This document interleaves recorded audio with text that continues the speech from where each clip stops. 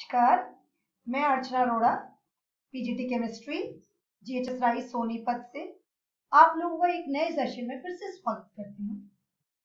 9th class के एक नए टॉपिक को, एक नई विचारधारा को लेकर के मैं आज आप लोगों में फिर से प्रस्तुत हूँ। हम आज करेंगे बायो का एक चैप्टर, खाद्य संसाधनों में सुधार, इम्प्रूवमेंट इन फूड रिसोर्सेज। एक बात मैं पूछना चाहूंगी प्यारे बच्चों, एक ऐसी चीज जिसके बिना अगर हम वो नहीं खा पाते या हम नहीं एक्सेप्ट कर पाते, हमें नहीं मिलता, तो हम अनईजी फील करते हैं। हमारी रोज की दिनचर्या में सुस्ती आ जाती है, हमारे काम ढीले पड़ जाते हैं। बिल्कुल सही पहचाना बच्चों।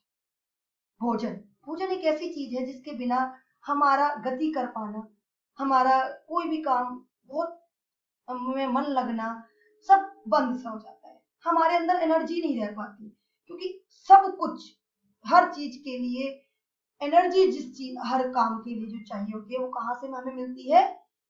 भोजन से मिलती है। तो भोजन हमारी जिंदगी का एक बहुत बड़ा रूप है। अब हम बात करेंगे इंप्रूवमेंट इन फूड रिसोर्सेज, खाद्य संसाधनों में सुधार की। मैं सबसे पहले आपसे पूछना चाहूंगी, संसाधन क्या है? संसाधन वो कोई भी चीज जो हमारे काम आती है, हमारे जीवन यापन में काम आती है, हमारे रोज की दिनचर्या में काम आती है, वो क्या आती है? संसाधन। खाद्य संसाधन जो खाने की चीज से रिलेटेड है, जो एडिबल है, जो खाने योग्य चीजें हमारे काम में आती हैं या हमारी चीजों हमें बनाने में यूज होती हैं, वो खाद्य संसाधन कहलाती है। अब ये खाना जो भोजन है, वो हमें मिलता कहाँ से है? भोजन से हमें क्या मिलता है? भोजन से हमें मिलते हैं प्रोटीन, कार्बोहाइड्रेट, फैट्स मतलब वसा, विटामिन, खनिज लवण आदि, मिनरल सॉल्ट्स। मतलब कहीं ना कहीं, किसी ना किसी रूप में ये सारी चीजें हमारे बॉडी में होनी बहुत जरूरी है। किसी की भी कमी से हमारी बॉडी को नुकसान पहुंचने के चांसेस है। अब हमें भोजन की आवश्यकता है क्यों? क्योंकि भोजन हमें ऊर्जा प्रदान करता है। भोजन से हमें विकास, वृद्धि और स्वास्थ्य की आवश्यकता होती है। जो भी हमारे प्रोटेक्शन का काम करता है डिजीजेस से, हमारी ग्रोथ में हेल्प करते हैं, वो सब जो है वो भोजन करता है। अब जो कार्बोहाइड्रेट्स है, फैट्स है, विटामिन है, ये हमें, इनके सोर्सेज क्या है, वो हमें कहाँ से मिलते हैं? वो मैंने नेक्स्ट चैप्टर पर आपको एक क्वेश्चन के रूप में दे दिया है।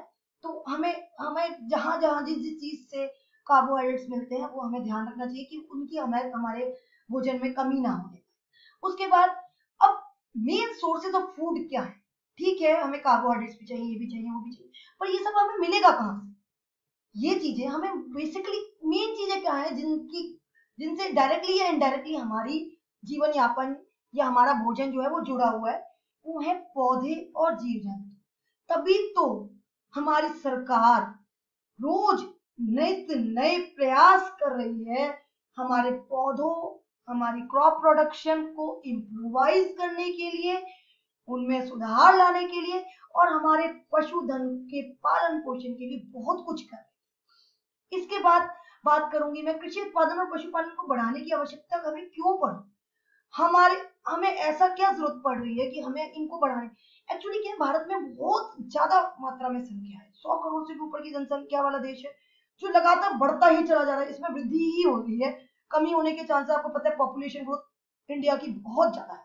अब उस बढ़ती हुई जनसंख्या को कहीं ना कहीं अन्न की आवश्यकता तो जैसे जैसे बढ़ती जाएगी, जरूरत उसकी बढ़ती जाएगी। अब भारत में पहले से ही ऑलमोस्ट भारत पूरी तरह घिरा हुआ है खेती बाड़ी से। मतलब पॉपुलेशन की वजह से रिहायशी इलाके तो चाहिए, पर जितना भी इलाका बचता है, हम लोग खेती बाड़ी में ऑलरेडी कंज्यूम कर चुके हैं। अब वो जो कंज्यूम कर चुके हैं, तो हमें और भूमि की उपलब्धता और फील्ड एग्रीकल्चर के लिए मिलना बहुत बहुत मुश्किल है। इसलिए हमें अपने वर्तमान, जो हमारे को प्रेजेंट खाद्य संसाधन है, फसल तथा पशुधन के उत्पादन की क्षमता को बढ़ाना आवश्यक है। अब इनको बढ़ाने के लिए हमें ये भी ध्यान रखना जरूरी है कि हमारे जो है, हमारे जो हम बढ़ाएं, तो इनकी पैदावार में तो बढ़त हो, पर साथ साथ हमारे वातावरण में असंतुलन की असंतुलन किसी भी रूप में पैदा ना हो। तो इन सब चीजों का जब हम ध्यान रखेंगे तो हमें प्रॉब्लम नहीं होगी। अब तक भी हमारी इंडिया जो है वो हरित क्रांति और श्वेत क्रांति के द्वारा फसल उत्पादन में वृद्धि ऑलरेडी कर चुकी है, पर हमें नित्य नए प्रयास करने ही होंगे इस सब को लेकर।